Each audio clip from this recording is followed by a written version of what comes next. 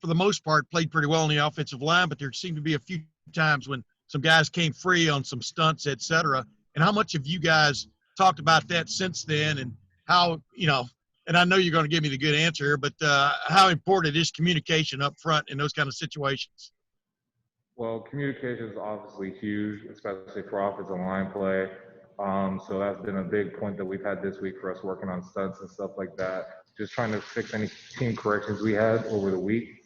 So that was one of the corrections that we were fixing at the moment. We've been doing a good job of practice so far yesterday, and we're going to keep working on it today. And throughout the week, we're going to keep going. Yeah, from film you've seen or video you've seen, how active is Penn State in that regard, stunning, blitzing, et cetera? Over film, we know that they're a very talented team with a great defensive end, a great D lineman overall. They're very active with their blitz and stunts and stuff like that. So, we've just been watching film from the Indiana game and the games we've had prior to.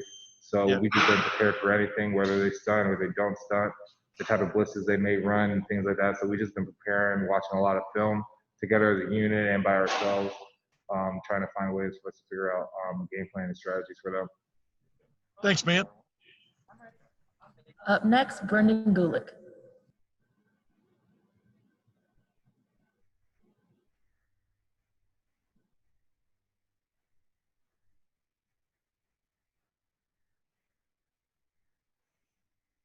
You're muted, Brendan. Sorry about that. I thought I unmuted. Apologize. Nick, thanks for joining us, man. Wanted to ask you a little bit about how you might self-evaluate that first start, and if there are things that you are still trying to achieve considering the way things went this weekend. Overall, I think it was a good start for that weekend, for this weekend on last Saturday. There's always stuff for me to improve on. There's a lot of things I want to get better with my game, and more things I want to do. I want to get more comfortable around the guys and the offense and things like that, and just get tighter as a unit, get tighter as a team. So overall, we always have stuff for us to improve on. We're not at the level we want to be at yet, but we're going to keep working hard during practice and throughout these weeks for us to get better. Tell me a little bit about Shaka Toney and the challenges that come with trying to block him. Well, he's a very athletic defensive end, very talented. I know Penn State had a lot of great rushes last week against Indiana, and last year they were a very talented team. So he's going to be a great competitor for me to go up against, and for me and Thayer to go up against, whoever's playing. So we're just ready for us to go after him and do our best. Thank you. Up next, Nathan Baird. Hey, Nick. Coach Jadrawa was here a couple weeks ago talking to us about your efforts to gain weight over the off season. Just what was that like? How did you kind of attack your meal plan, I suppose? And he said that your mom was kind of reaching out to them, asking to send even more food. So how did you guys kind of figure out what to do about that? Well, during the quarantine break, we had that whole 3-month span where we were just kind of by ourselves, and we had to be accountable for ourselves in terms of weight room, nutrition, and things like that. So a goal for me that was set by the coaches and myself was for me to gain about 10 more pounds to get to around 315, around that weight goal. So, it was just a lot of eating. It was good because of how a lot of people kind of hated quarantine for the most part, because everyone was kind of staying at home and they didn't really have a lot of things to do. But for me, I took it as an advantage for me to go and eat as much as I can, weight train as much as I can, and do the little things right and things like that. So yeah, it was kind of hard with me eating and being at home a lot, because my mom wasn't used to having me back for that month of time. That was one of the big selling points for me going to college, was that once I'm out of the house, her whole food plan would just drop immensely. So it was kind of a change for her having me back for 3 months, but we enjoyed it, so it was all good. What can you do at 315 that you couldn't do last season? I just feel better. It's all about the confidence when at this position and playing offensive line and things like that. When it comes to just feeling better about your body, feeling stronger, and I feel like I haven't lost any speed. It's just, I feel better about myself. I feel more confident about myself. I feel stronger and more physical with everything I do.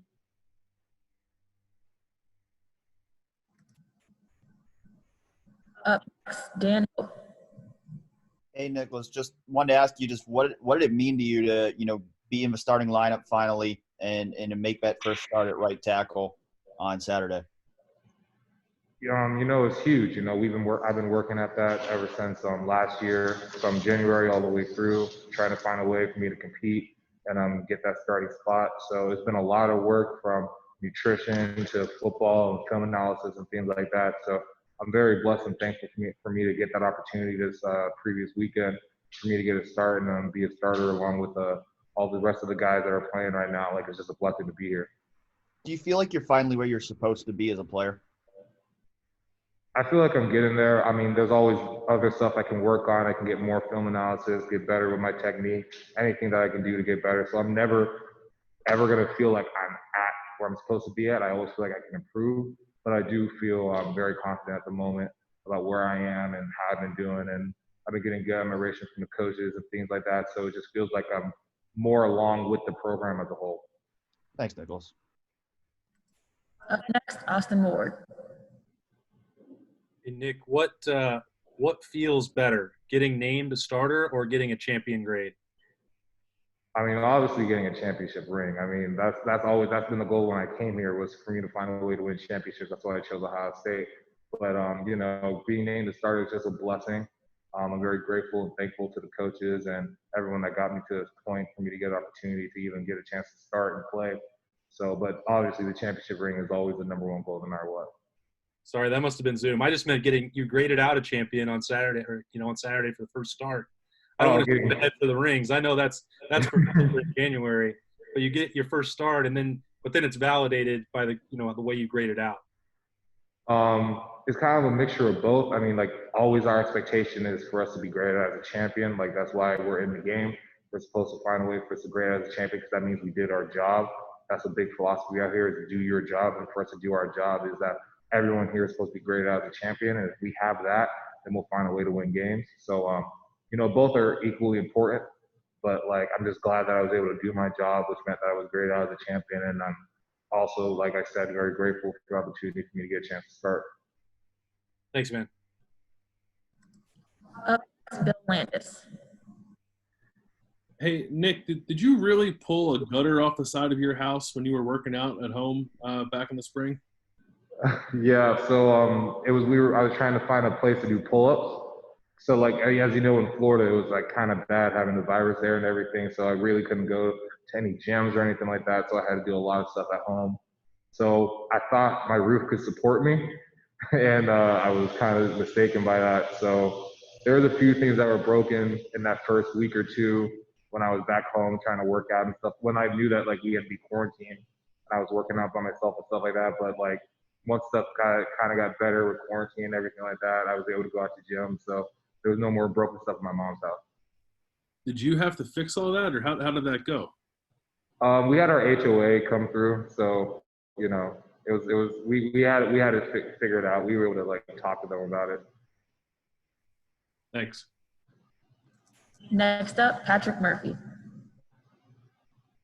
Nick, yesterday, Josh told us that when he's playing and blocking with Wyatt, he can feel that it's Wyatt, just the way he blocks. I'm curious, on the other side of Wyatt there, do you notice just those blocks that they're different coming from a guy like Wyatt? Oh, they're huge. I mean, when Wyatt was saying that he was when he opted out at first for him to go to the NFL when they canceled our season, it was a big blow to us because, like, Wyatt's such an amazing player, and, like, having him next to me, everything just felt so easy and, like, good because he's just such an amazing player. So having him back practice just flipped to another level. Like, it went from, like, having good practices to, like, almost being, like, amazing, because Wyatt is just such an amazing player and such a great talent. So yeah, I would, like Josh said, like, there's just a different feel when you have Wyatt with you. He's just so talented. He moves his body really well, has great core strength. So, like, everything just kind of works to, like, having just, like, the best type of block with him. Thanks, man. Up next, Bill Rabinowitz. Hi, Nicholas. You obviously were a five-star guy and come in with all this hype, and it took you a little while to get your body right. What was that process like for you? Has it been a difficult thing, and does that make it more satisfying that you're where you are now? Yeah, it's been difficult. I mean, just trying to gain weight like consistently with the amount of running and training that we do on a day-to-day basis, along with school and things like that. It was a whole different feel for me coming out of high school. So yeah, it feels more rewarding after having all this time finally being at a place that I feel a little bit even more comfortable than last year or the year before that. It's just that constant growth and improvement each and every year. It's just kind of very satisfying.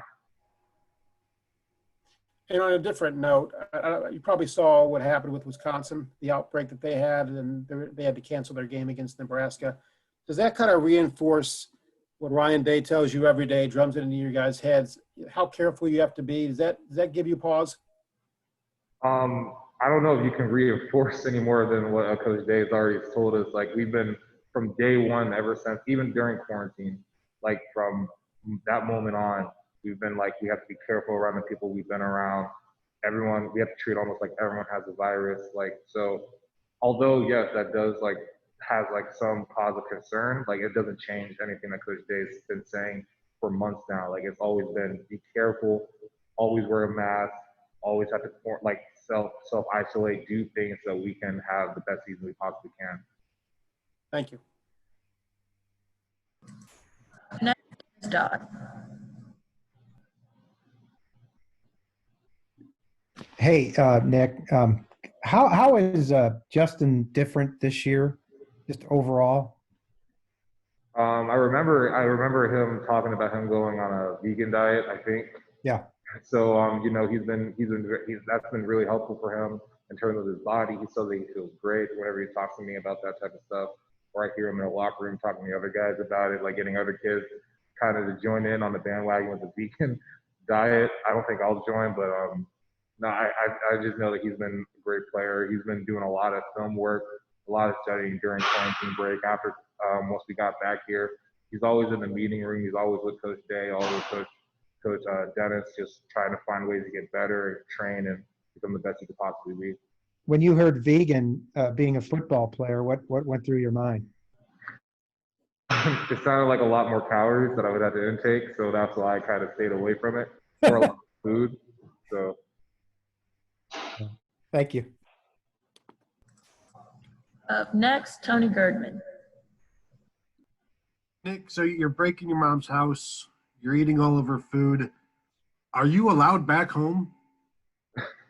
I'm always allowed back home. My mom loves it. Like we just did a lot of spaghetti and stuff like that. That's kind of how we managed it. So like I've been doing that here, I've been doing that back at home. So that's kind of been like, that was almost like my breakfast, lunch, and dinner for like 2 to 3 weeks there. And you mentioned Shaka Tony earlier. What about Jay Boyd, the other defense fan? What does he present to you guys? Another great edge rusher with that Penn State defense. Very talented as well, athletic, strong. So it's just another great challenge for us to get better, for us to find ways for us to compete. So we're just ready for us to compete. That's all we want to do. That's all we were trying to do. That's why we wanted to play this year, for us to find a way to compete. Thank you. Up next, Stephen Means. Hey, Nick, just kind of focused on your development a little bit. When we talked to Coach Stud, he talked about how even though it took you 3 years to get onto the starter, you've been on the right track this entire time. But for you as a player who came in highly rated, did it always feel like, you were on the right track all the time, even the last 2 years when, you didn't necessarily have a starting role? Looking at it from the long run, yes.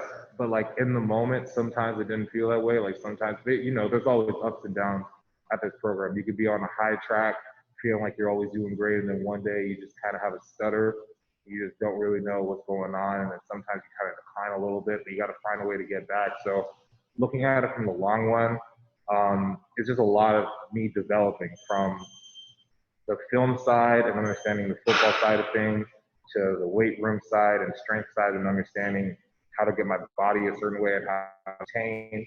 And then from just a confidence side of, okay, now you got to put it all together. You have the weight, you have the film study, now you have to put it all together with the confidence and the aggression that you need to do for you to play off the line.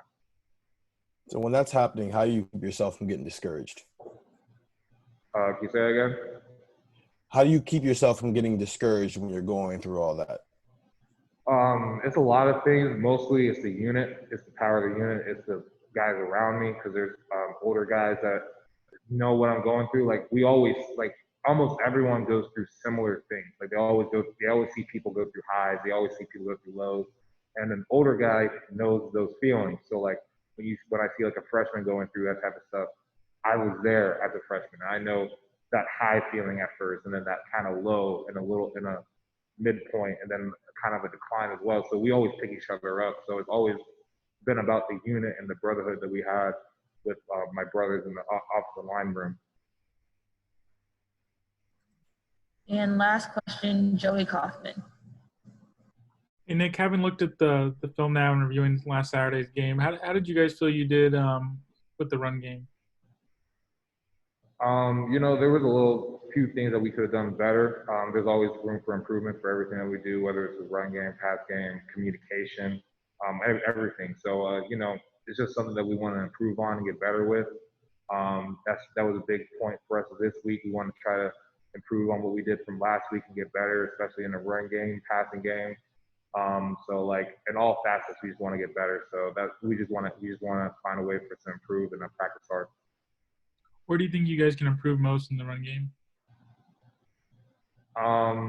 It depends on what type of play we're doing or anything like that. Like some plays it's kind of more about like the point of attack and getting stronger there.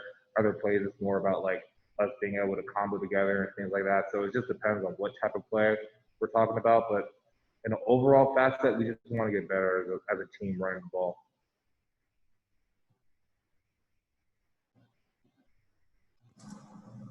Okay, thank you very much, Nick.